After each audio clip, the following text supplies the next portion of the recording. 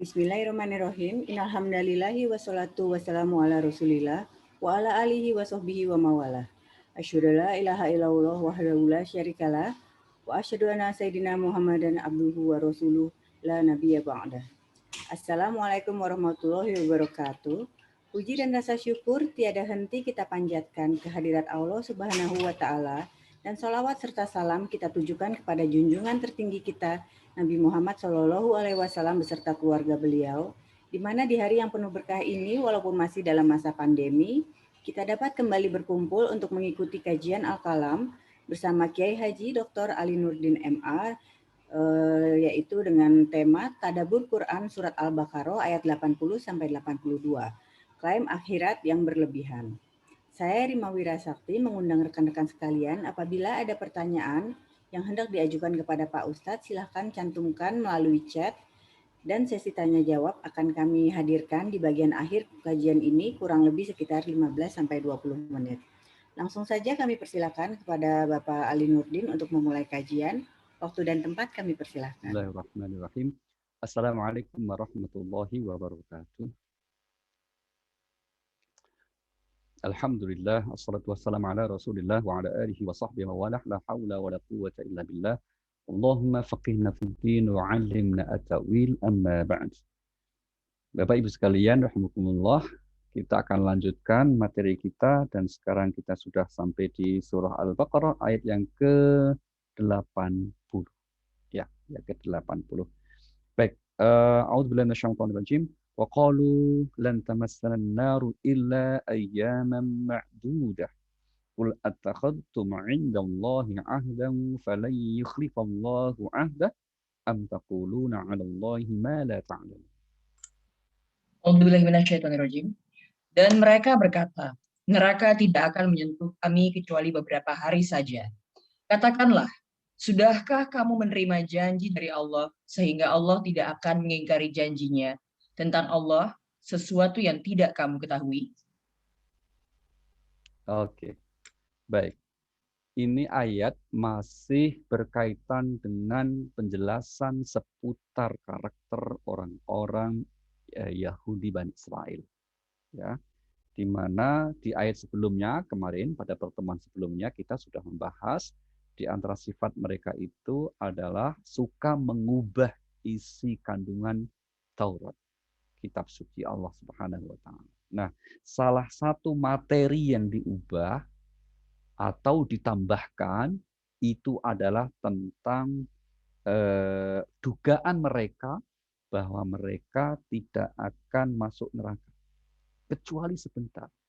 Jadi meskipun mereka itu merasa mengaku bahwa mereka berbuat salah, ya, berbuat dosa besar, tapi mereka tidak menjadikannya itu sebagai sebuah penyesalan untuk menjadi lebih baik. Tapi terus dilakukannya dengan keyakinan bahwa kalau toh dengan dosa besar ini kami nanti akan disiksa di neraka, itu sebentar kok. Nah, kira-kira begitu. Itu sebentar sekali. Nah, itu klaim mereka ini juga menyangkut nanti di ayat berikutnya. Kalau ini klaim menyangkut mereka akan masuk neraka hanya sebentar, nanti di ayat berikutnya itu mereka juga akan mengklaim bahwa surga itu hanya milik mereka. Nah, gitu ya. Mari kita lihat surah nomor 2 Al-Baqarah ayat 111. Allah berfirman di ayat ini, wa qalu la yadkhulul jannata illa man kana hudan aw nasara.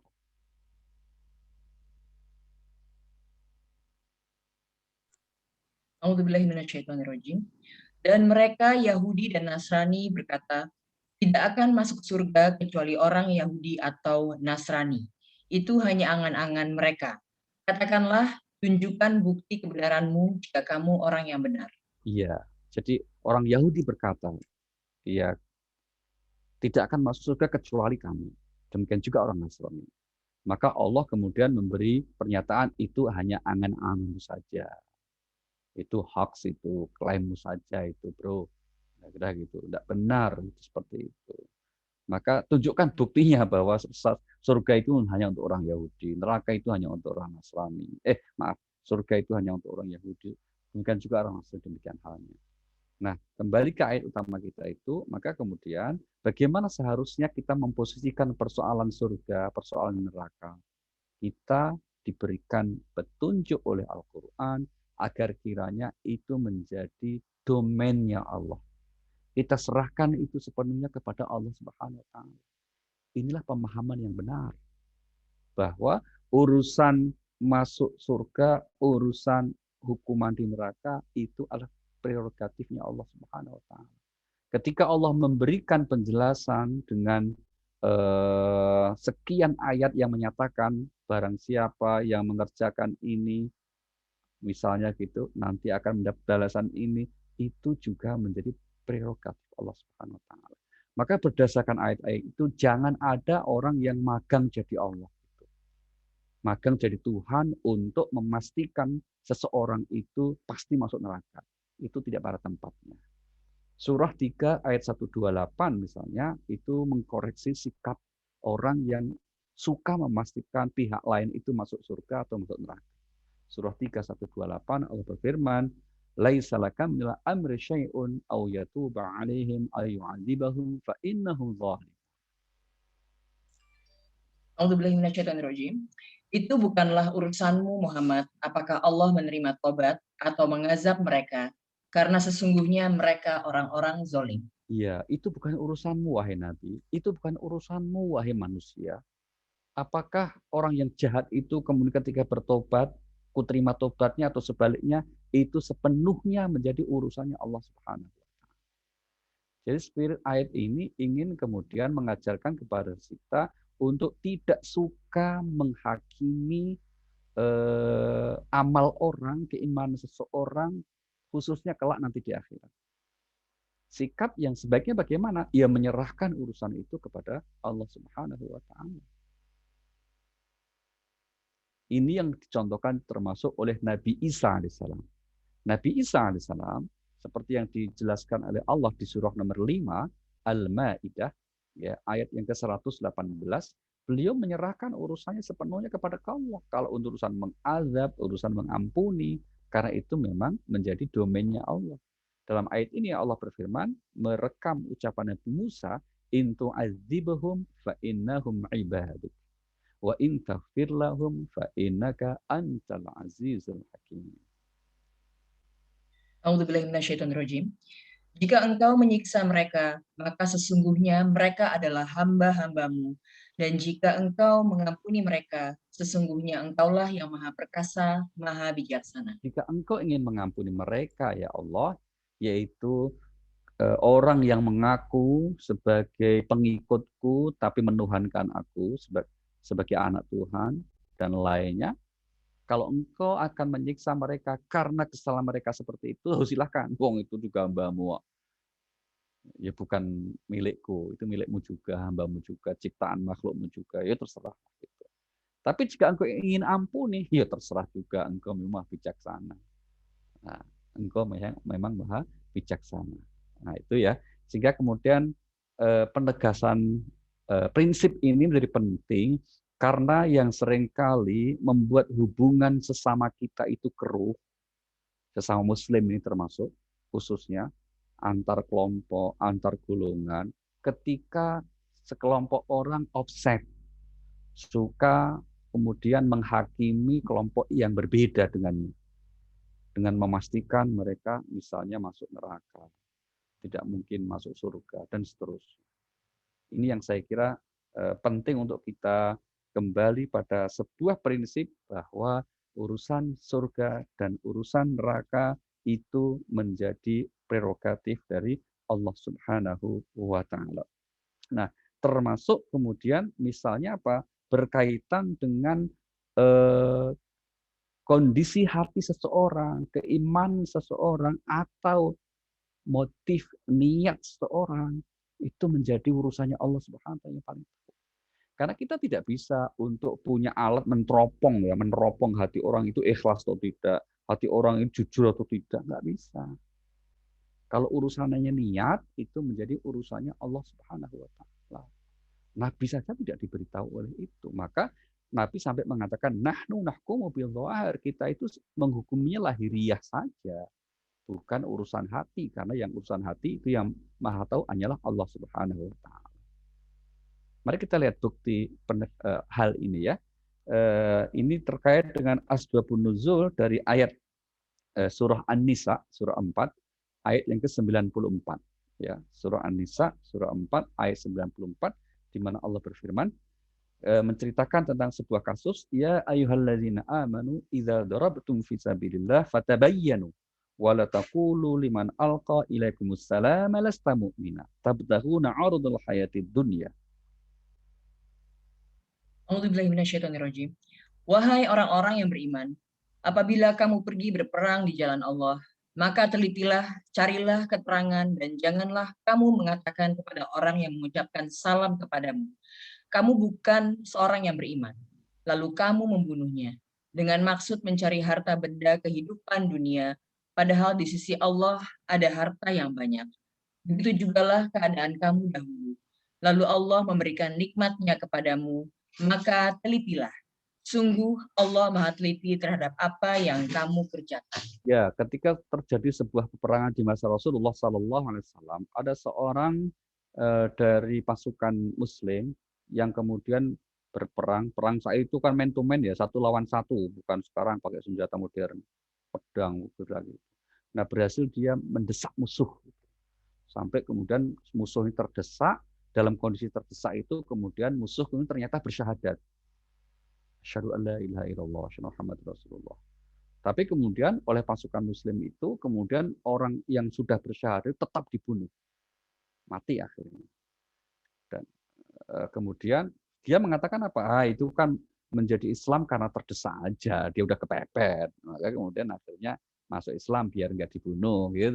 Maka ya tetap bunuh. Dia cuma masuk Islamnya itu karena kepepet. Kira-kira gitulah pikiran dia itu. Maka akhirnya peristiwa ini sampai ke Rasulullah, dan Rasulullah SAW kemudian marah sekali.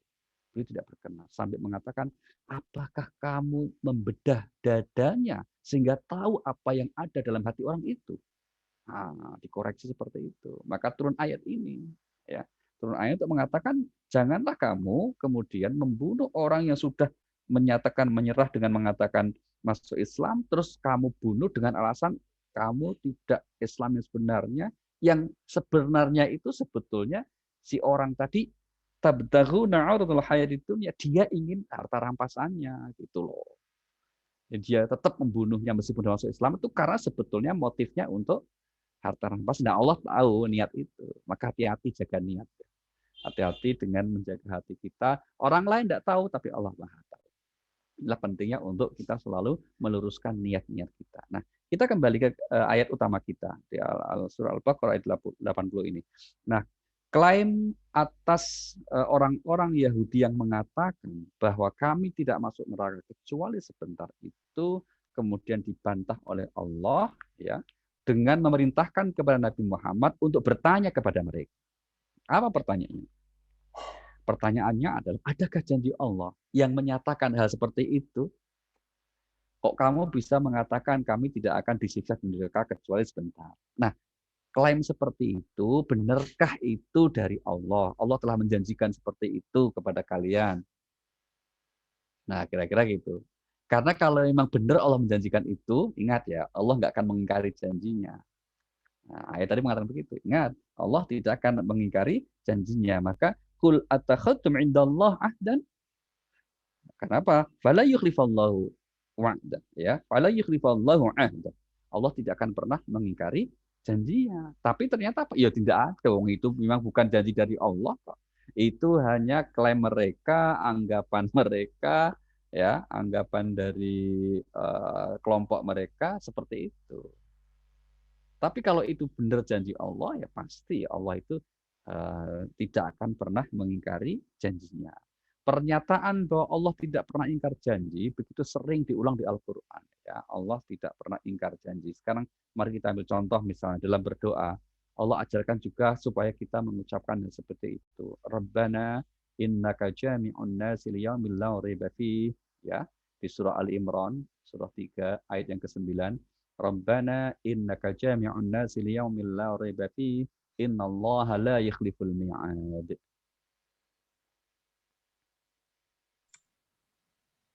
A'udzubillahi minasyaitonirrajim.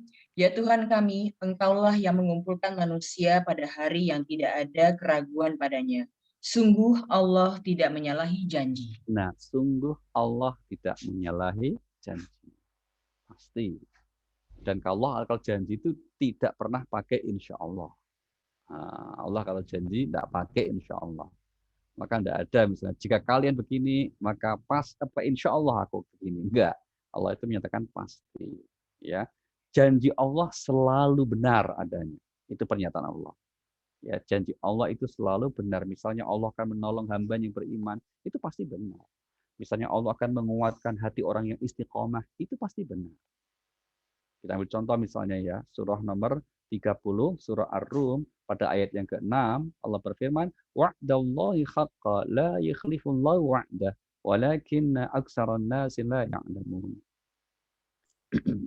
A'udzubillahi minasyaitonirrajim. Itulah janji Allah.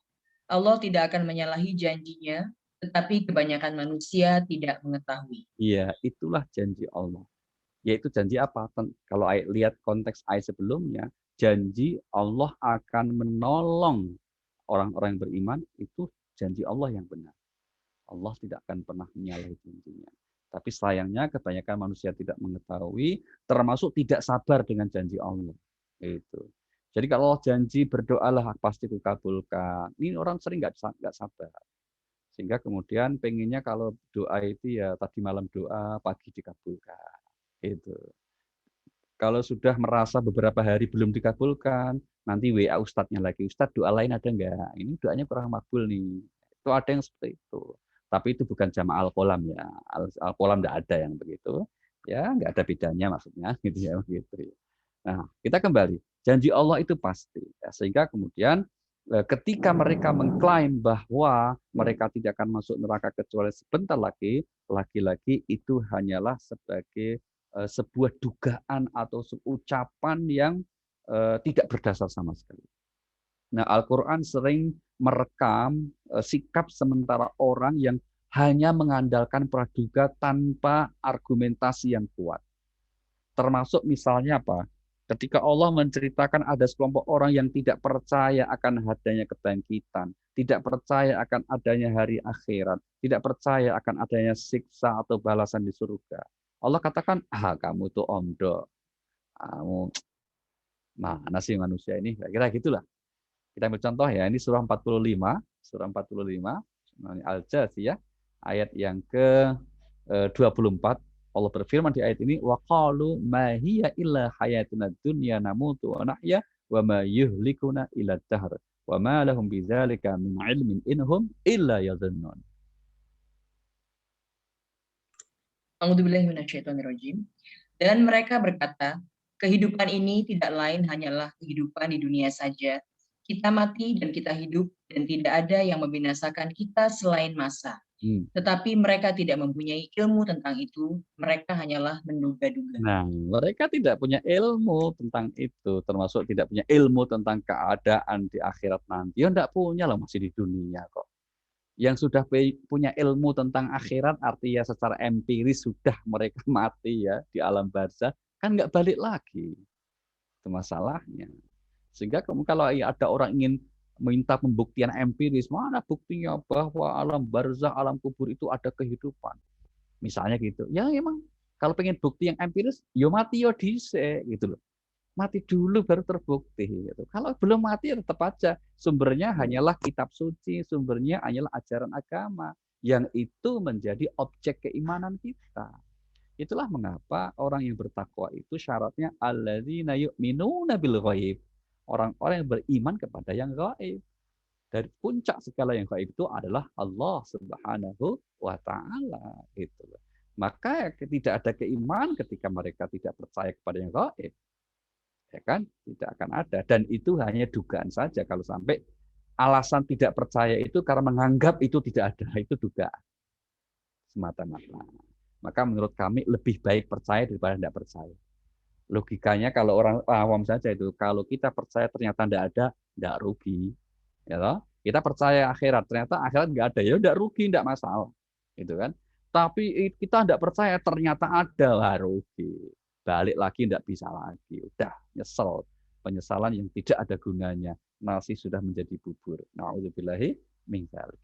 Baik, itu inti dari penjelasan ayat yang ke-80 di mana mereka bersikap demikian, yaitu mengklaim tentang kehidupan akhirat itu yang berlebihan, ya, yang hanya berdasarkan prasangka semata. Nah, jawaban atas klaim mereka yang keliru itu, ya mungkin bahasa kasarnya yang gak ngawur itu apa? Nah, itu ayat 81-nya. Maka Allah memulai dengan pernyataan di ayat 81 itu dengan kata bala. Ya, dengan kata apa? Bala. Bala man kasaba sayyi'atan wa ahatat bihi khati'atuhu faulaika ashabun nar hum fiha khalidun. A'udzubillahi minasyaitonirrajim. Bukan demikian. Barang siapa berbuat keburukan dan dosanya telah menenggelamkannya, maka mereka itu penghuni neraka. Mereka kekal di dalamnya. Iya, bukan demikian seperti yang kamu klaim itu, wahai orang-orang Yahudi Bani Israel. Bukan demikian seperti yang kamu ucapkan bahwa kamu tidak akan masuk neraka terus sebentar. Bukan itu, wahai Bani Israel. Tapi yang sebenarnya bagaimana? Yang sebenarnya menurut aturannya Allah adalah barang siapa yang berbuat keburukan dan dia kemudian sudah tenggelam, sudah keburukannya itu sudah meliputi segala aspek hidupnya, yo hatinya, yo ucapannya, yo tindakannya, itu maksudnya keburukan menenggelamkannya. Jadi tidak sesekali, karena kalau orang berbuat salah sesekali itu masih dimaafkan. Allah itu Maha Pengampun. Ya, masih diampuni oleh Allah. Jadi kalau kita kadang misalnya merasa pernah berbuat dosa di masa lalu, di masa jahiliyah, itu tenang, Allah Maha Pengampun. Gitu. Nggak usah terlalu kemudian menyesali dengan mengatakan, ya Allah, dulu saya, ya Allah, jangan-jangan saya nggak diterima amalnya. Nah, itu pikiran setan itu, tidak boleh begitu. Kita harus kemudian berusaha selalu berprasangka baik kepada Allah Subhanahu wa taala dengan meyakini apa? Segala bentuk dosa yang pernah kita kerjakan, kalau kita bersungguh-sungguh menyesal untuk bertobat memperbaiki diri, diampuni oleh Allah Subhanahu wa taala. Sebaliknya, bagi orang yang terus-menerus berbuat dosa sampai dikatakan menenggelamkan. Tenggelam itu kan semuanya berarti ya. Misalnya kita di kolam renang tenggelam, tuh nyilam gitu. Itu berarti semuanya sudah diliputi dosa. Ya lahir batinnya lah itu. Maka mereka diancam oleh Allah apa? Faulaika ashabun nar. Mereka itulah yang diancam dengan masuk neraka. Nah, pertanyaannya sekarang, kenapa orang atau sementara orang kok bisa sampai tenggelam dalam perbuatan dosa? Dari penuturan di ayat Al-Quran, kita mendapati sekian sebab mengapa orang terjerumus kepada perbuatan dosa. Ya kan? Mari kita mulai. Yang pertama, orang terjerumus kepada perbuatan dosa itu karena lupa dan tidak punya tekad yang kuat. Yang pertama, sebab mengapa orang berbuat dosa karena lupa dan tidak punya tekad yang kuat. Mari kita lihat penegasan Allah di surah nomor 20, surah Toha ayat 115. Walaqad ahidna ila Adam min qabl fanasiya wa lam najid lahu azma.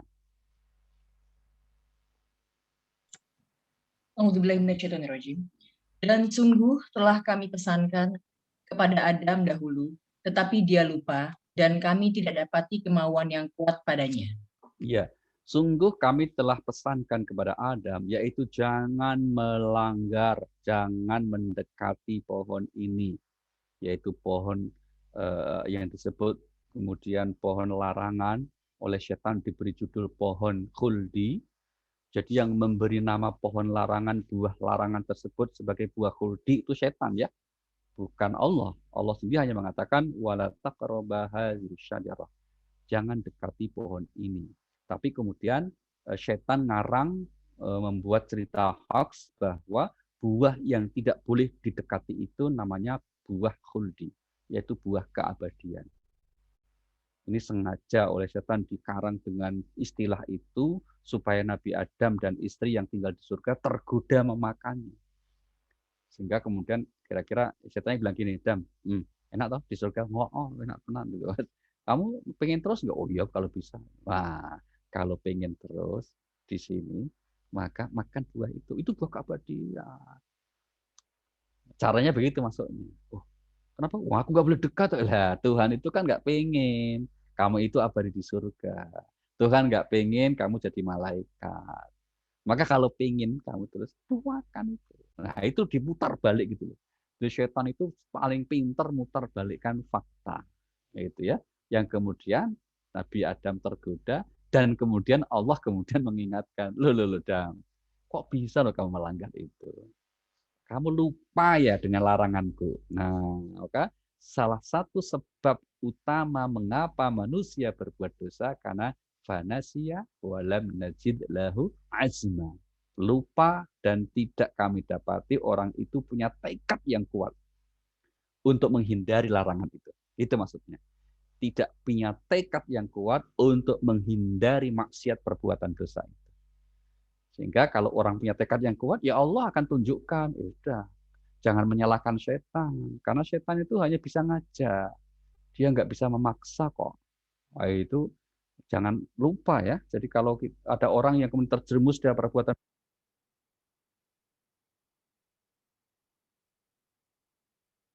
hebat, sekali lagi, tapi apa? Tapi karena ya kelemahan orang itu. Mari kita lihat bocor ya, salah satu bocoran dari ucapan setan ini yang direkam di surah Ibrahim ayat 22. Ini salah satu ayat yang menjelaskan tentang bagaimana setan itu memberitahu kita tentang sebetulnya seberapa sih kemampuannya itu. Nah, di ayat ini waqala syaitan lamma qudil amr innallaha wa'adakum wa'dal haq wa'adukum fa akhlaftukum dan seterusnya. Dan setan berkata ketika perkara hisab telah diselesaikan, sesungguhnya Allah telah menjanjikan kepadamu janji yang benar, dan aku pun telah menjanjikan kepadamu, tetapi aku menyalahinya. Tidak ada kekuasaan bagiku terhadapmu, melainkan sekedar aku menyeru kamu lalu kamu mematuhi seruanku. Oleh sebab itu, janganlah kamu mencerca aku, tetapi cercalah dirimu sendiri. Aku tidak dapat menolongmu, dan kamu pun tidak dapat menolongku. Sesungguhnya aku tidak membenarkan perbuatanmu, mempersekutukan aku dengan Allah sejak dahulu. Sungguh orang yang zalim akan mendapat siksaan yang pedih. Ya, ini bocoran, jadi rekaman ucapan setan kelak di akhirat, ketika dia sudah masuk neraka dan kemudian para penghuni neraka itu semacam minta keadilan, menuntut keadilan kepada orang yang telah atau pihak yang telah menjerumuskan dia ke neraka. Maka merasa dipojokkan, setan membela diri dengan kemudian mengatakan, aku ini memang pernah berjanji, tapi sorry ya, aku ingkari janjiku itu. Dan aku ini sebetulnya, ini kata setan ya, tidak punya kemampuan memaksa. Aku hanya ngajak. Lah saja kok situ mau. Ya jangan salahkan aku dong. Please deh. Nah, kira-kira gitu. Itu kata-kata setan itu ngomong gitu. Jadi kalau kemudian maka Allah menyebut orang berbuat dosa itu kenapa? Fanasya walam najid lahu azma. Lupa dan kami tidak mendapati usaha yang sungguh-sungguh. Nah, pertanyaannya untuk mengatasi ini bagaimana? Situlah kalau di seorang muslim Allah ingatkan aturan mainnya, terutama apa? Sholat. Maka sholat itu punya tujuan utama untuk mengingat Allah. Gitu. Nah, kalau orang ingat Allah berarti juga mengingat aturan mainnya, perintah larangannya, sehingga hidupnya akan hati-hati terjaga. Surah nomor 20 ayat 14 itu menjelaskan tentang tujuan utama Allah syariatkan kita mengerjakan sholat adalah innani anallah la ilaha illa ana fa'buduni wa aqimis sholata li dzikri. Sungguh aku ini Allah, tidak ada Tuhan selain aku. Maka sembahlah aku dan laksanakanlah sholat untuk mengingat aku. Nah, sembahlah aku dan laksanakan sholat untuk mengingat aku. Dari logika yang dibangun oleh Al-Quran seperti ini, Bapak Ibu, mengapa kemudian atas orang-orang yang istiqomah mengerjakan sholat dengan baik, yaitu disertai usaha untuk mengingat Allah itu, maka menghasilkan tujuan sholat yang sebenarnya, yaitu apa? Dapat mencegah pelakunya dari perbuatan keji dan mungkar kalau dia sholat yang baik, kalau dia sholat secara benar. Surah nomor 29 ayatnya yang ke-45. Allah berfirman di surah Al-Ankabut ini, "Utlu ma uhiya ilaika minal kitab wa aqimis shalah innas salata tanha 'anil fahsya'i wal munkar wa la dzikrullahi akbar wallahu ya'lamu ma tasna'un." A'udzubillahi minasyaitonirrajim. Bacalah kitab Al-Quran yang telah diwahyukan kepadamu Muhammad, dan laksanakanlah sholat. Sesungguhnya sholat itu mencegah dari perbuatan keji dan munkar. Dan ketahuilah, mengingat Allah, sholat itu lebih besar keutamaannya daripada ibadah yang lain. Allah mengetahui apa yang kamu kerjakan. Iya, sesungguhnya sholat itu dapat menjauhkan pelakunya dari perbuatan keji dan mungkar, dari perbuatan dosa. Itu solusi atas sebab pertama mengapa manusia berbuat dosa, karena lupa dan karena tidak ada tekad yang kuat. Nah, yang kedua, sebab mengapa orang berbuat dosa menurut Al-Quran, karena kebodohan, jahil, karena jahiliyah, bodoh, jahil ya. Ini yang Allah tegaskan di surah nomor 33 ayat 72 sampai 73, 2 ayat, di mana Allah berfirman, "Inna 'aradnal amanata 'alas samawati wal ardi wal jibal fa abaina ay yahmilnaha washfaqna minha wa hamalaha al-insan innahu kana zaluman jahula." A'udzubillahi minasyaitonirrajim. Sesungguhnya kami telah menawarkan amanat kepada langit, bumi, dan gunung-gunung, tetapi semuanya enggan untuk memikul amanat itu, dan mereka khawatir tidak akan melaksanakannya atau berat, lalu dipikulah amanat itu oleh manusia. Sungguh manusia itu sangat zalim dan sangat bodoh. Nah, sangat zalim dan bodoh. Karena apa? Diberi amanah berupa kemampuan untuk memilih, ya, tapi ternyata kebanyakan justru memilih yang buruk, namanya bodoh. Karena kebodohannya dia menzalimi dirinya sendiri. Maka lanjutan ayatnya itu, ayat 73-nya itu, Mbak, apa kata Allah? "Liyu'adziballahu al-munafiqina wal munafiqat wal musyrikin wal musyrikat wa yatuballahu 'alal mu'minina wal mu'minat." Sehingga Allah akan mengazab orang-orang munafik laki-laki dan perempuan, orang-orang musyrik laki-laki dan perempuan, dan Allah akan menerima tobat orang-orang mukmin laki-laki dan perempuan.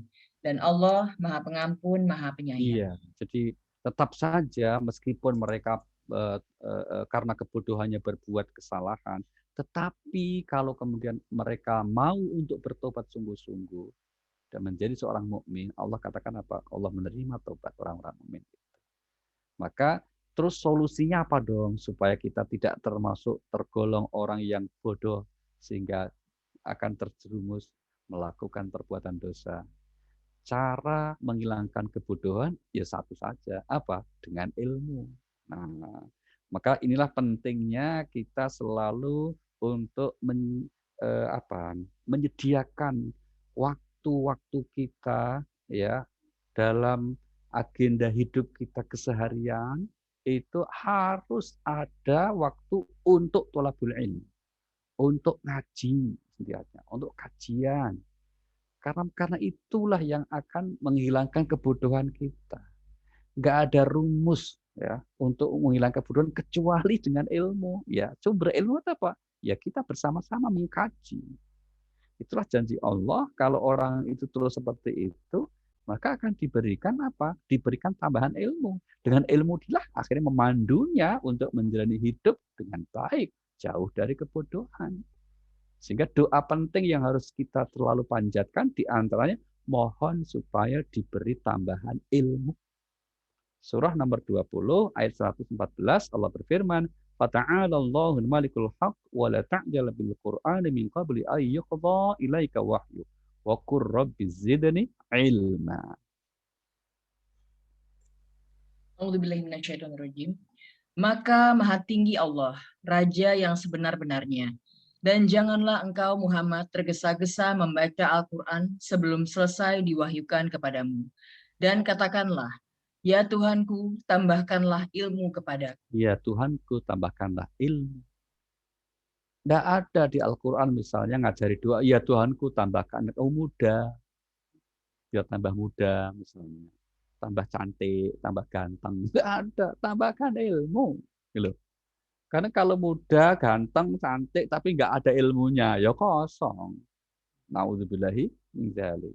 Nah, inilah pentingnya kita punya prioritas ya. Untuk apa? Inilah kenapa kita terus usahakan dalam waktu-waktu kita untuk menghadiri majelis-majelis ilmu seperti ini gitu. Karena kalau kita terkadang main game 2 jam tidak terasa, itu kadang kalau ngaji itu 1 jam itu terasa lama. Itu ada itu orang begitu, tapi bukan di Al-Qalam itu. Itu di al apa gitu lah, saya lupa. Itu al apa gitu adalah. Kan biasa pakai al juga kan. Itu kalau Al-Qalam enggak gitu. Maka apa ini yang menyelamatkan, yang membantu kita untuk menjadi lebih baik, untuk lebih barokah itu. Maka sesibuk apapun kita dalam hidup ini, sebanyak apapun urusan kita, serumit apapun masalah kita, tetaplah kita bikin agenda hidup itu untuk apa? Menambah ilmu. Karena dengan ilmu itulah yang salah satunya memiliki apa? Kemampuan untuk menguatkan kita. Ya, menguatkan kita.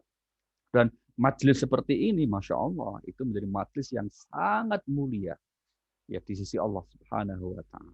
Ya, sampai-sampai kemudian pujian Allah pada orang yang terus menambah ilmu ini akan diangkat derajatnya oleh Allah Subhanahu wa Ta'ala. Surah nomor 58 ayat yang ke-11 Allah berfirman, A'udzubillahi minasyaitonirrajim, ya ayyuhalladzina amanu idza qila lakum tafassahu fil majalis fafsahu yafsahillahu lakum. A'udzubillahi minasyaitonirrajim. Wahai orang-orang yang beriman, apabila dikatakan kepadamu, berilah kelapangan di dalam majelis-majelis, maka lapangkanlah. Niscaya Allah akan memberi kelapangan untukmu. Dan apabila dikatakan, berdirilah kamu, maka berdirilah. Niscaya Allah akan mengangkat derajat orang-orang yang berderajat. Dan Allah Maha teliti terhadap apa yang kamu Iya, kerjakan. poin kita di tengah ayat Bapak Ibu. Allah berfirman di ayat ini, yarfa'illahu alladzina amanu minkum walladzina utul ilma darajat. Allah akan mengangkat derajat orang-orang yang beriman dan orang yang diberi ilmu. Kenapa redaksinya kok diberi ilmu? Ya karena kita harus berusaha untuk mengejarnya, belajar, menuntutnya, mendoakan, berdoa. Begitu. Ya, baik. Itu solusinya untuk mengatasi kebodohan. Nah, apalagi kalau para ulama juga dalam konteks Indonesia ini, jihad terbesar sekarang ini di negara kita, itu apa? Memberantas kebodohan. Berjuang untuk mencerdaskan anak bangsa. Karena kalau satu bangsa itu diliputi kebodohan, ya gampang diapusi oleh kelompok bangsa lain, gampang ditipu. Ya, maka kita harus jadi pintar. Jadi umat juga demikian. Kalau umat ini tidak pinter, maka kemudian mudah sekali nanti akan digelincirkan oleh setan dan mudah sekali untuk akan sulit meraih keberhasilan. Baik, yang ketiga, sebab mengapa manusia kemudian terbelenggu perbuatan dosa, Al-Quran mengatakan apa? Berlebihan mencintai dunia. Ya, berlebihan dalam mencintai dunia. Ini Allah nyatakan misalnya di surah nomor 89, surah Al-Fajr. Ini ada beberapa ayat ya, banyak ini, tapi kita ambil contoh saja. Surah 89, ayat yang ke-20. Allah berfirman, wa tuhibbunal mala hubban jamma.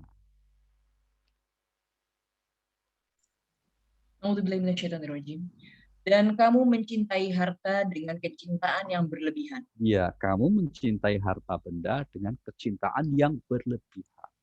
Ini berarti apa? Sepanjang orang itu dalam mencintai harta benda itu tidak berlebihan, ya ora apa-apa, normal. Ya, malah menjadi tidak normal kalau orang itu kok tidak suka dunia, sehingga kemudian hidupnya fatalis, tidak mau bekerja, tidak mau sungguh-sungguh. Kenapa? Aku nggak doyan duit, sehingga tidur aja misalnya gitu, nggak ngapa-ngapain. Padahal dia diberi karunia dengan tenaga, dengan kehidupan, nggak bantu orang misalnya gitu ya. Oh itu salah. Ketika Allah memerintahkan kita untuk menunaikan zakat, itu sebetulnya perintah agar kita berikhtiar untuk mendapatkan rezeki. Supaya dengan rezeki yang kita peroleh itu kita bisa menunaikan kewajiban agama. Membayar zakat, memberi infak, termasuk sholat, itu kan nggak bisa tanpa kalau kita nggak punya rezeki. Gimana mau pakai baju menutup aurat? Ya toh? Kalau kita nggak punya untuk beli bajunya. Demikian juga apalagi urusan masalah haji umrah. Puasa itu ya pakai modal loh. Kalau nggak bisa makan sahurnya gimana? Makan bukanya gimana? Ya kan tetap harus ada hal-hal yang kita perjuangkan ya. Yang nggak boleh itu apa? Yang berlebihan, melampaui batas. Melampaui batas itu apa? Mari kita lihat contoh di ayat ini ya. Surah 9 ayat 24.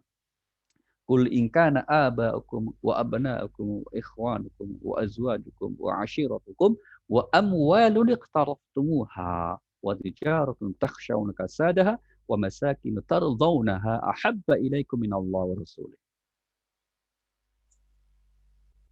A'udzubillahi minasyaitonirrajim. Katakanlah, jika bapak-bapakmu, anak-anakmu, saudara-saudaramu, istri-istrimu, keluargamu, harta kekayaan yang kamu usahakan, perdagangan yang kamu khawatirkan kerugiannya, dan rumah-rumah tempat tinggal yang kamu sukai, lebih kamu cintai daripada Allah dan Rasul-Nya, serta berjihad di jalannya, maka tunggulah sampai Allah memberikan keputusannya. Dan Allah tidak memberi petunjuk kepada orang-orang yang Iya. fasik.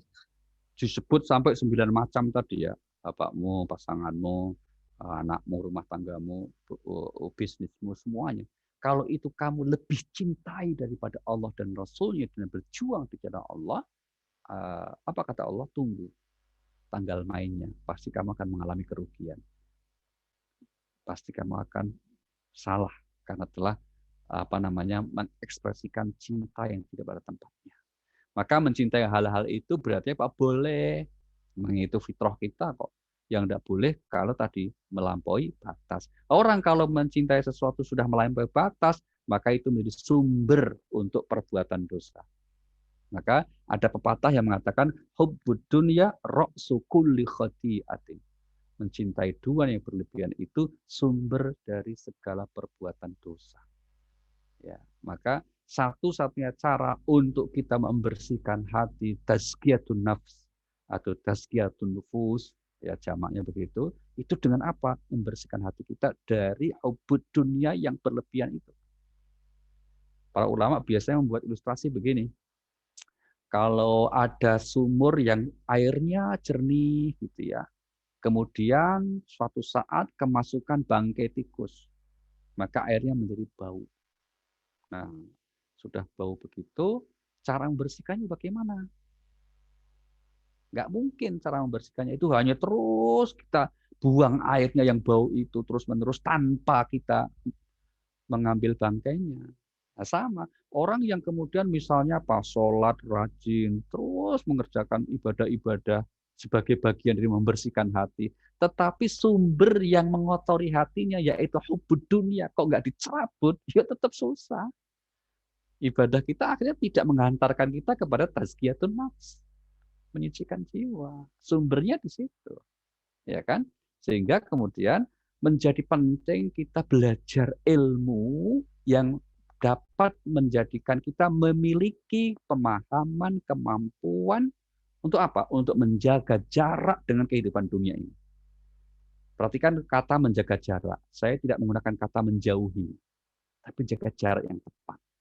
Kapan saatnya kita mengekspresikan tugas kita untuk membangun kehidupan dunia dengan cara kita mencari nafkah yang baik, yang benar. Tapi pada saat yang sama hati kita tidak lekat kepada dunia itu. Nah ini yang saya kira menjadi penting, ya, menjadi ilmu yang perlu kita asah dalam diri kita, kita asuh dalam diri kita. Supaya apa? Supaya hati ini tidak lekat kepada kepada kehidupan dunia yang kemudian tempatnya mencintai yang berlebihan. Cinta sebagai yang artinya salah satunya adalah kecenderungan kepada sesuatu. Namanya cinta ya. Wajar, fitrah, naluri. Maka kita mencintai segala sesuatu yang menurut kita itu menyenangkan, itu sangat wajar sekali. Kita mencintai keindahan, kita mencintai hal-hal yang baik, kebersihan, kerapian, itu semua normal. Termasuk mencintai barang-barang yang menurut kita itu apa katanya itu branded misalnya, normal. Tapi jangan sampai mencintai barang-barang yang branded itu sampai kemudian berlebihan. Nah, berlebihan itu seperti apa? Ya, selalu untuk itu menghalalkan segala cara. Untuk hal tersebut sampai kemudian meskipun boleh ya belum, kalau tidak bermanfaat ya berlebihan namanya, dan seterusnya. Baik, ini salah satu yang menyebabkan seseorang berbuat dosa karena apa? Mencintai kehidupan dunia yang berlebihan. Supaya selamat bagaimana?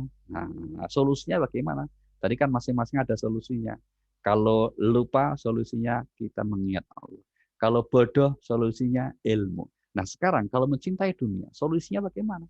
Solusinya apa yang dikatakan Al-Quran, surah 28 ayat 77, Allah berfirman, A'udzubillahi minasyaitonirrajim, wabtaghi fima atakallahu ad-daral akhirah wa la tansa nasibaka minad dunya wa ahsin kama ahsanallahu ilaik wa la tabghil fasada fil ard. Innallaha la yuhibbul mufsidin. A'udzubillahi minasyaitonirrajim. Dan carilah pahala negeri akhirat dengan apa yang telah dianugerahkan Allah kepadamu. Tetapi janganlah kamu lupakan bagianmu di dunia dan berbuat baiklah kepada orang lain, sebagaimana Allah telah berbuat baik kepadamu. Dan janganlah kamu berbuat kerusakan di bumi. Sungguh Allah tidak menyukai orang yang berbuat kerusakan. Nah, supaya tidak berlebihan mencintai dunia, ini ada pilarnya 4. Ya, pilar kesuksesan dunia akhirat. Apa itu? Yang pertama, atas apa yang telah kita peroleh, apakah itu rezeki, apakah itu ilmu, apakah itu jabatan yang kita raih itu semua adalah anugerah dari Allah, gunakan untuk kebahagiaan akhirat. Jadi orientasikan semua milik kita itu untuk investasi akhirat. Misalnya kita punya kendaraan, ya gunakan kendaraan kita itu untuk aktivitas yang positif, yang baik, yang berkesan di akhirat. Maka kendaraan kita menghantarkan kita untuk tempat-tempat yang baik, untuk bermobilitas yang positif. Itu mobil berarti apa? Orientasi ke akhirat. Gitu. Apalagi kita dianugerahi dengan katakanlah ya tempat usaha. Ya, dengan itu kemudian kita bisa membantu sesama. Berapa kepala yang bisa kita bantu ya nafkahnya dengan bergabung di tempat usaha kita. Niatnya bukan sekedar supaya kita memperoleh keuntungan, tapi dengan membantu itu berarti apa? Tempat usaha kita menjadi ladang akhirat. Gitu. Kita diberi jabatan, dengan jabatan itu kita bisa membantu sesama yang banyak dengan menegakkan aturan-aturan main yang benar, maka jabatan itu menjadi wasilah kita meraih kebahagiaan akhirat. Maka dalam konteks ini Allah kemudian wanti-wanti segera kemudian mengingatkan meskipun orientasi kita akhirat, tapi nomor 2 pilarnya apa? Jangan lupa lah ya. Ya bro ya, jangan lupa atas bagian kamu di dunia. Karena kamu masih di dunia, ya kamu tetap harus ikut aturan main di dunia. Termasuk apa? Termasuk aturan main di dunia itu apa? Jangan kita meninggalkan anak-anak kita dalam keadaan lemah. Maka atas anugerah Allah katakan rezeki misalnya, itu tidak boleh kemudian sepenuhnya kita serahkan di jalan Allah semua. Sampai generasi keturunan kita tidak kita bagai apapun, nggak benar. Maka kenapa ada hukum waris yang pembagiannya sedemikian jelas, rinci, kemudian wasiat kenapa maksimal hanya boleh 1/3, itu supaya ada keseimbangan. Kita punya kewajiban untuk meninggalkan generasi kita yang baik. Maka di surah Al-Kahfi itu sampai dikatakan ya ada seorang tua yang menyimpan perbendaharaan tabungan emasnya sampai kemudian dia tahu umurnya nggak panjang meninggal, anaknya masih yatim kecil-kecil, dia sembunyikan itu. Nah, sehingga kemudian apa? Kemudian suatu saat ketika orang yang anak dewasa ada yang isyaratkan diberitahu. Nah dari ayat ini kemudian para ulama berkesimpulan maka boleh kita itu mewariskan ya harta benda rezeki yang kita peroleh selama hidup kita untuk anak-anak kita yang wajar, proporsional. Kenapa kita demikian? Karena ada juga yang keliru. Yaitu apa? Demi mewariskan kepada anak-anaknya supaya kaya sampai 7 turunan, lupa beramal untuk dirinya. Nah, itu salah juga. Ya. Maka harus proporsional. Sebaliknya, yang orang saking semangatnya beramal, kemudian menyerahkan semua hartanya untuk amal sampai anaknya nggak dikasih, ya sekeliru juga. Nah, maka agama ini sangat indah ya, mengajar kita profesionalitas yang benar sekali. Gitu ya. Nah, pilar ketiganya apa? Berbuat baiklah. Tadi dikatakan gitu. Dan jangan berbuat kerusakan. Baik. Kemudian ini penting ya. Kenapa orang bisa bergelimang dalam perbuatan dosa? Terus tadi itu. Sebab yang berikutnya karena salah pergaulan. Nah, salah pergaulan, salah pertemanan, salah ikut grup. Nah, itu. Salah terlanjur ikut grup, salah khusus. Insya Allah. Itulah mengapa di akhirat nanti ada orang yang menyesal karena salah memilih teman. Tapi penyesalannya sudah tidak berguna. Coba lihat surah 25 ayat 28. Surah Al-Furqan ya. Ya. Orang ini menyesal karena telah keliru memilih teman. Ya wailata laitani lam attakhid fulanan khalila. A'udzubillahiminasyaitonirrajim. Wahai celaka aku, sekiranya dulu aku tidak menjadikan si fulan itu teman akrabku. Nah, wahai celaka aku. Coba kalau dulu saya tidak berteman dengan si fulan. Si fulan yang dimaksud adalah orang yang tentu mempengaruhinya, akhirnya dia terjerumus dalam perbuatan dosa. Maka menjadi penting dalam hidup kita ini Bapak Ibu, untuk kita bersyukur kalau kita dikirim punya sahabat-sahabat yang baik. Ya, bersyukur kalau di sekeliling kita itu kita nyaman berkumpul dengan orang-orang soleh. Syukur itu. Maka teruslah kita mengikat persahabatan, mengikat pertemanan kalau itu adalah orang-orang yang baik. Begitu. Karena sangat menyesal kalau kita ketemu sama orang jahat. Orang yang justru akan tidak mengingatkan kita dalam kebaikan, tapi mempengaruhi kita dalam perbuatan dosa. Nah, kemudian yang berikutnya, tentu saja salah satu sebab mengapa orang berbuat dosa, ya ada andil godaan syaitan. Godaan. Maka Allah pesan bahwa syaitan itu musuh ya, musuh nyata bagimu. Ya, surah 35, surah Fatir ayat yang ke-6 Allah mengatakan inna syaitan ya aduwwul lakum.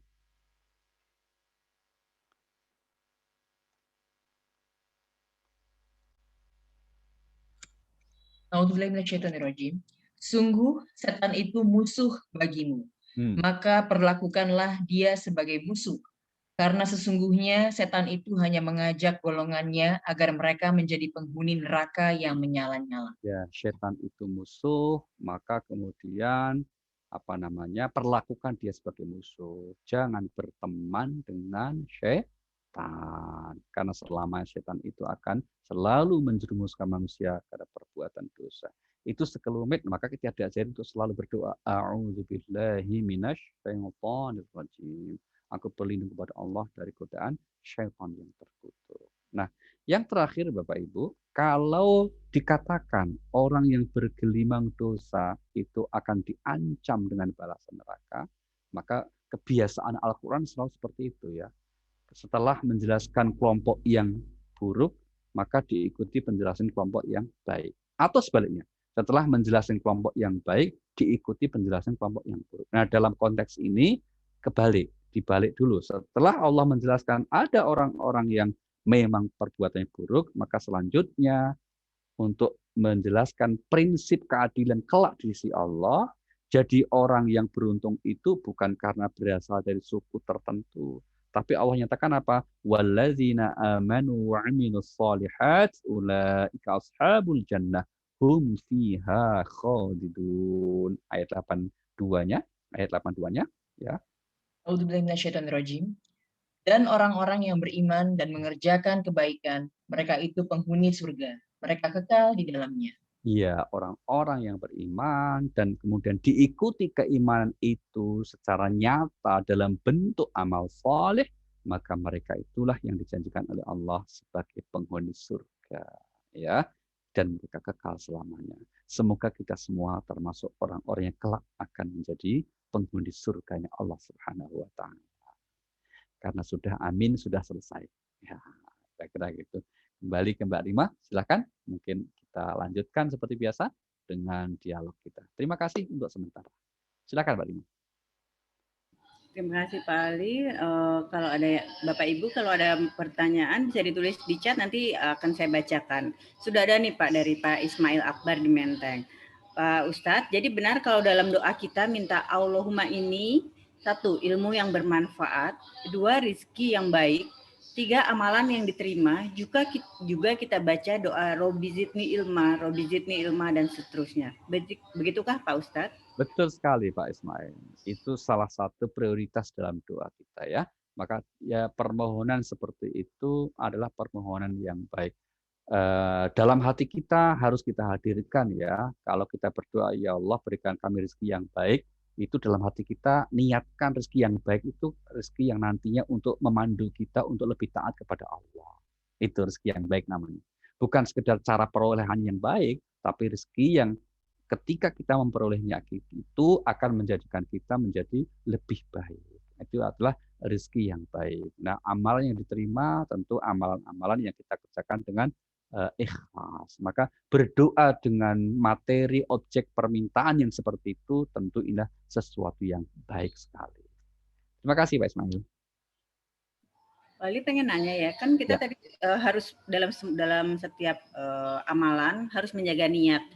Bagaimana caranya? Misalnya kadang-kadang kan kita melakukan suatu amalan, tapi mungkin niatnya kurang lurus gitu, Pak Ali, kurang murni. Itu apakah bisa diperbaiki setelahnya gitu? Oke, baik. Gitu gimana ya? Baik. Tentu saja bisa, Mbak. Maka niat yang belum sepenuhnya ikhlas, masih ada kecampuran-kecampuran, belum sepenuhnya ikhlas ya, itu masih lebih baik daripada yang tidak beramal, gitu loh, Mbak. Misalnya kita beramal membantu anak buah, niatnya supaya loyal anak buah ini tak bantu, gitu ya. Niat utamanya seperti itu, nggak apa-apa. Sambil nanti kemudian ya Allah sekiranya ada amal-amalku yang niatnya kurang tepat, terima ya Allah. Kira-kira gitu, insya Allah diterima. Tapi kalau orang nggak mau amal, khawatir karena daripada nggak ikhlas nanti sia-sia, terus nggak beramal, terus nanti ya Allah terimalah, apanya terimalah, nggak punya kok amal. Nah, maka tetap kita harus berjuang supaya setiap amal kita itu, setiap amal solih kita itu ikhlas. Namun pada saat yang sama, jangan menunggu hati yang ikhlas untuk beramal. Ya, pokoknya mau niat berbuat baik, berbuat apa aja dulu. Bahwa nanti itu motifnya terkadang sungkan sama teman, sungkan sama yang lain, atau motif nanti yang nggak apa-apa, pasti niat baik itu. Karena apa? Perbuatan baik seorang muslim itu meskipun katakanlah awalnya kurang ikhlas, itu jauh masih lebih baik ketimbang sama sekali tidak beramal. Oke, Mbak. Berikutnya sudah ada pertanyaan dari Ibu Irma Barnes, Pak. Pak Ali, apakah pengetahuan tentang keadaan surga dan neraka itu sudah disampaikan kepada para rasul sebelum Rasulullah Shallallahu Alaihi Wasallam atau hanya kepada Rasulullah Shallallahu Alaihi Wasallam saja? Sepertinya hanya Islam saja yang menjelaskan tentang perkara akhirat.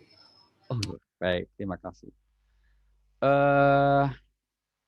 Urusan akhirat itu menjadi pilar utama dalam akidah Muslim.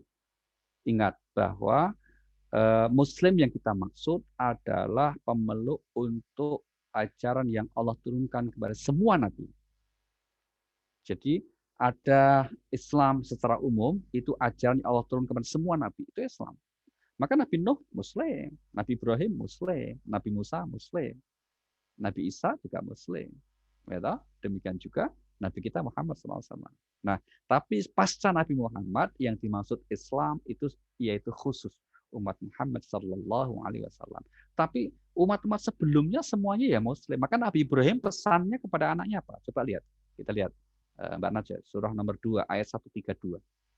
Pesannya apa? Wa wassa biha Ibrahimu banihi wa Yaqub ya baniya innallaha astafa lakumud-din fala tamutunna illa wa antum muslimun. Dan Ibrahim mewasiatkan ucapan itu kepada anak-anaknya Demikian pula Yakub. Wahai anak-anakku, sesungguhnya Allah telah memilih agama ini untukmu, maka janganlah kamu mati kecuali dalam keadaan muslim. Nah, ini wasiatnya Nabi Ibrahim pada putranya. Berarti Muslim, Nabi Ibrahim seorang Muslim. Nah, kalau Muslim, rukun Islamnya sama. Rukun Islamnya itu sama. Bukan rukun Muslimnya, rukun Islamnya. Berarti sama. Mereka ya juga, rukun imannya juga sama. Beriman kepada Allah dan hari akhir. Jadi informasi tentang akhirat, tentang rincian surga dan neraka, ya itu tidak hanya diturunkan kepada Nabi Muhammad SAW, tapi kita meyakini berdasarkan informasi di Al-Quran. Karena kalau di luar informasi Al-Quran kita tidak mendapati sumber yang lain. Katakanlah ada Taurat dan Injil, ya Taurat Injil yang asli murni kita tidak tahu sekarang di mana posisinya. Karena berdasarkan juga dari Al-Quran, Taurat dan Injil yang sekarang beredar, menurut informasi Al-Quran juga sudah mengalami perubahan.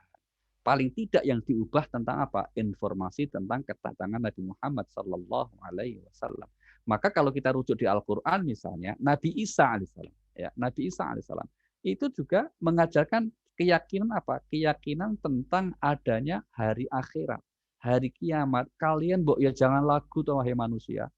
Maksudnya manusia itu manusia yang hidup di zaman Nabi Isa itu, yaitu bangsa Israel, orang Israel itu. Mari kita lihat, coba kita lihat. Surah nomor 40. Ya. Inna sa'ata la'atiyatun la raiba fiha walakinna aktsaran nasi la yu'minun. Ya. Surat 40 ayat berapa, Pak? Mohon maaf. Ya, ayat 59, Pak. 59, baik. A'udzubillahi minasyaitonirrajim. Sesungguhnya hari kiamat pasti akan datang. Tidak ada keraguan tentangnya. Tetapi kebanyakan manusia tidak beriman. Iya. Hal ini menjadi pilar ajaran untuk semua nabi yang menyatakan bahwa hari kiamat itu pasti akan tiba. Nah, ucapan yang sama itu kemudian diabadikan oleh Allah melalui lisan Nabi Isa alaihissalam. Kita lihat surah Az-Zukhruf, surah nomor 43. Ya, surah Az-Zukhruf surah 43 ada ayat yang ke-6.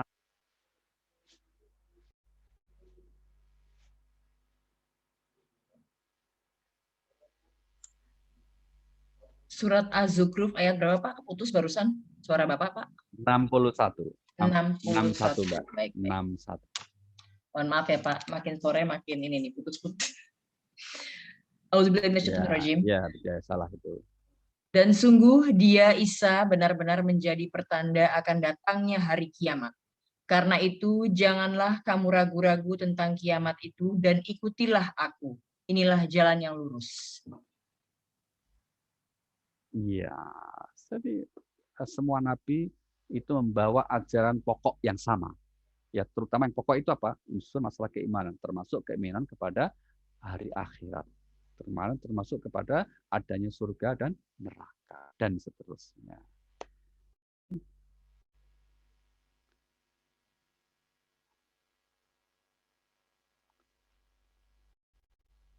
Kembali ke Mbak Rima, silakan. Oh ya, Pak Ali, saya pengen tahu juga nih, kan tadi katanya kita tuh harus menjaga supaya tidak ubud dunia ya, tidak terlalu cinta sama dunia. Bagaimana ya menjaga supaya hati itu tidak lekat pada duniawi gitu Pak. Kan kayaknya natural banget ya kita rasanya mencintai duniawi. Gimana caranya menjaga hati itu Pak? Ada yang moderat, ada yang ekstrim, Mbak. Tak ajari yang moderat itu ya. Yang moderat itu kira-kira gini. Agar kita tidak lekat, salah kalau mengatakan ya itu nggak usah kerja supaya nanti nggak lekat ke dunia, itu salah. Itu belum terbukti itu. Kan kalau maka ajaran zuhud, ajaran qanaah itu bukan dipraktekkan, mohon maaf ya, orang yang miskin. Miskinnya aku zuhud, nggak cocok. Kenapa? Belum merasakan, belum diuji dengan memiliki harta yang banyak. Kok zuhud? Zuhud itu kan dia sanggup memiliki harta yang banyak, tapi hatinya nggak lekat. Itu namanya zuhud memang. Maka caranya bagaimana? Bekerja dengan sungguh-sungguh, bekerja dengan baik. Tapi kemudian cara kita menjaga jarak dengan hati, yaitu zuhud itu pun sebagaimana? Atas setiap apa yang kita peroleh itu jangan berat hati untuk kita belanjakan di jalan Allah. Itu caranya. Jangan berat hati untuk dibelanjakan di jalan Allah. Cuma kadangkala Allah ini ya gimana ya Pak, menggoda kita gitu loh. Semakin kita berbanyak infak sedekah, malah semakin banyak diberi. Nah kalau nggak hati-hati juga akhirnya tergoda juga dengan diberinya banyak itu, kalau kita nggak pandai merawatnya, menjaga jarak hati kita, akhirnya apa? Ya akhirnya kita bisa khilaf untuk memanfaatkan itu. Maka supaya itu terus kita hati-hati. Ya, ketika kita diberi anugerah, jangan jangan jangan kita merasa berat untuk berbagi. Nah, itu salah satu caranya begitu. Maka ini ada hak orang lain, ada hal yang harus kita tunaikan. Nah, terus hidup akan seperti itu. Nah, lagi-lagi tadi itu, semakin kita merasakan bisa menjaga jarak dengan harta benda itu, lucunya itu, hukumnya Allah itu apa? Semakin kita dikejar itu. Dikejar oleh harta malahan. Saking pengen banyaknya ikut kita gitu. Maka harus hati-hati juga di sini. Jangan sampai terlena. Nah, ya, jangan sampai terlena. Sehingga kemudian kalau orang itu pandai menjaga jarak, gampangnya kalau kita kadang-kadang perlu dimarahi lah. Jadi kalau kita misalnya dapat rezeki itu kita marahi itu apa itu. Gue tahu lu cuma harta. Kamu tidak boleh mengendalikan saya. Saya yang memiliki, yang harus mengendalikan kamu. Maka terserah saya kamu kawakan. Jangan sampai hati kita malah ngikut kamu, nggak boleh. Nah itu caranya agak ekstrim, agak gendeng gitu. Kadang-kadang ada yang kemudian hartanya dibanting itu. Lu cuma kira-kira itu namanya ekstrim. Ya nggak usah gitu-gituan lah. Nanti kalau kemudian difoto kan jadi viral itu. Kalau di video kan ya sudah gitu ya. Terus pokoknya setiap apa yang kita peroleh jangan lupa kita tunaikan apa bentuk-bentuk amal dari harta kita, dari perolehan kita, maka insya Allah itu tidak akan terlalu berlebihan lekat. Tapi sesekali kita lekat, ya namanya dinamika hidup itu tidak apa-apa, Mbak. Contohnya gini, sekali kita ingin menikmati hidup dengan makan-makan yang enak, tidak apa-apa. Jangan terlalu ekstrim, Mbak, itu dietnya itu. Ya, makan lain itu loh. Itu kira-kira gitu. Ya, jadi nikmati. Yang penting jangan berlebihan. Itu kata kunci. Oke. Oke, sepertinya sudah nih Pak. Oke. Nih hari ini pertanyaan sedikit. Terima kasih. Terima kasih Bapak sekalian. Ya. Terima kasih. Mari kita bersama-sama membaca doa dengan memanjatkan doa kepada Allah. Suratul Fatihah kita niatkan. Semoga kita semuanya senantiasa berlindungan Allah Subhanahu wa taala. Lagi-lagi terutama karena masih masa situasi pandemi, jangan lupa untuk tetap kita protokol kesehatan di tempat aktivitas hidup kita. Memohon kepada Allah supaya selalu dalam perlindungannya dan istiqomah di jalannya. Al-Fatihah. A'udzubillahi minasyaitonirrajim. Bismillahirrahmanirrahim. Alhamdulillahirabbil alamin. Arrahmanirrahim. Maliki yaumiddin. Iyyaka na'budu wa iyyaka nasta'in. Ihdinas siratal mustaqim. Shiratal ladzina an'amta 'alaihim ghairil maghdubi 'alaihim waladdallin. Terima kasih. Mbak Rima akan menutup kaji kita. Wassalamualaikum warahmatullahi wabarakatuh. Waalaikumsalam warahmatullahi wabarakatuh. Subhanakallahumma wa bihamdika asyhadu an la ilaha illa anta astaghfiruka wa atubu ilaik. Terima kasih banyak Pak Ali atas ilmu yang tentunya akan sangat bermanfaat untuk kami. Kajian yang akan datang insya Allah akan berlangsung pada hari Rabu 16 Juni 2021 pukul 4 sore masih mentadaburi surat Al-Baqarah ayat berikutnya. Terima kasih banyak atas perhatian dan waktunya Bapak Ibu sekalian. Mohon maaf apabila ada kekurangan. Semoga kita semua senantiasa dalam rahmat, lindungan dan keberkahan Allah Subhanahu wa taala. Saya Rima Wirasakti, perwakilan dari Kajian Al-Kalam undur diri. Wassalamualaikum warahmatullahi wabarakatuh.